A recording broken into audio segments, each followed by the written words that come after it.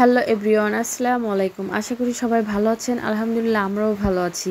চলে আসলাম আপনাদের সাথে শেয়ার করার জন্য যে আজকে আমরা একটা মজাদার একটা ভর্তা খাবার। এটা হলো কাঁঠালের মুচি ভর্তা। তো এটা লাগার জন্য কাঁঠালের মুচি লাগবে। তো সেই জন্য দেখতেই পারতেছেন এক একজন গাছে থেকে এই গাছ ওই গাছ থেকে পারতেছে। তো ওকে ঠেলে ঠেলে উঠাই দিয়েছিল।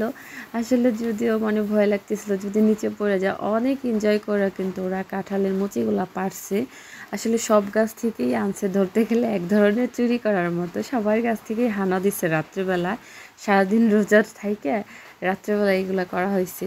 আসলে রমজান তো চলে আসছে, দিনের বেলায় তো আর ইচ্ছাগুলো খাওয়া যাবে না। তো তাই ভাবলাম কি রাত্রেবেলা আজকে হবে এই জিনিসটা, কারণ তাও খাওয়া মিস দেওয়া যাবে না। তো যেই ভাবা সেই কাজ, চলে আসলাম খাওয়ার জন্য। সবাই এক এক করে হাতে হাতে কাজ করতেছিল। এটার ভিতরে কিন্তু একটা ইন্টারেস্টিং ব্যাপার আছে যে সবাই মিলে একসঙ্গে যে কোনো জিনিসই খাইলে কিন্তু খুবই তৃপ্তিকর হয়।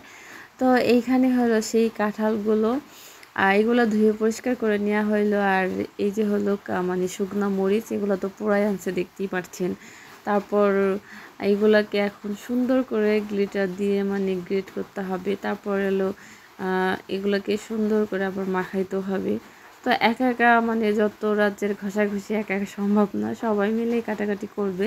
যেহেতু এটা বটি দিয়ে কাটতেছে না, চাকু না, এখন হলো যে যত পারে। তো দেখতেই পারতেছে না, একদম ছোট ছোট হচ্ছে, ঝুরি ঝুরি করতে হবে ভাজির মতো। তো এরকম হইলে কি মাখাইলে বোঝা যাবে না যে এটা কাঁঠালের মুচি। তো যে যেভাবে পারতেছে সেভাবে করতেছে।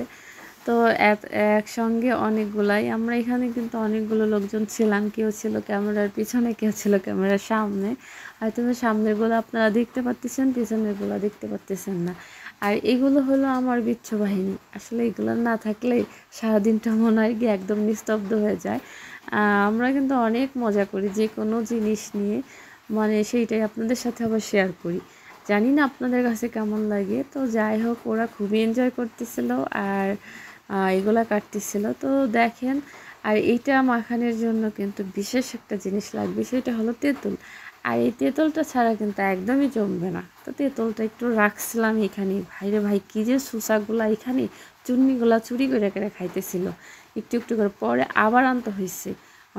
এত লোভ তেঁতুলের। আর আপনারা তো বোঝেনি, মেয়ে মানুষ তেঁতুলের কী যে পাগল। তেঁতুল দেখলে জিভে জল আসবে না এমন কোনো লোকই নাই আমার মনে হয়। তো ইভেন সবাই এগুলা আবার করতেছিল। তো মাখানোর দায়িত্বটা দিছিল আমার, যে সবাই টুকিটাকি করতেছিল, আমি মাখাবো। তো যাই হোক, আমি এখন মাখানোর জন্য চলে আসছি। তো শুকনো মরিচ দিয়ে, তেঁতুল দিয়ে, আবার হলো কাগজি লেবুর পাতা দিলাম যেন একটু ফ্লেভারটা অন্যরকমের আসে। আর এর সাথে দেব ধনিয়া পাতা, আর হলো খাঁটি সরিষার তেল, ওইটা আমি লাস্টে দিব। এখানে কিন্তু কোনো রকমের কোনো চিনি ইউজ করি নাই, যেহেতু এটা টক হবে, টক ঝাল। তো ওইটার ভিতরে আমাদের চিনির কোনো প্রয়োজন ছিল না, আর চিনির দরকারও নেই। তো দেখতেই পারতেছেন, এটা এখন মাখাইতেছি সরিষার তেল দিয়ে। আর এটাকে এমনভাবে মাখাইতে হবে অনেকক্ষণ, হাতের ভিতরে ওই যে মাংস মাখানোর মতো, যেরকম হাতের ভিতরে অর্ধেক রান্না কমপ্লিট হয়ে যাবে, ঠিক তেমনটাই। এটা হাতের ভিতর মাখায় একদম ফিনিশিং করে ফেলতে হবে। মনে হইতেছে কি কদবেল মাখাইছি, কিন্তু কেউ কিন্তু বুঝতে পারবেন না যে এটা কাঁঠালের মুচি। আমি বিশ্বাস করতেই পারতেছিলাম না, আর অন্য কেউ তো দূরের কথা।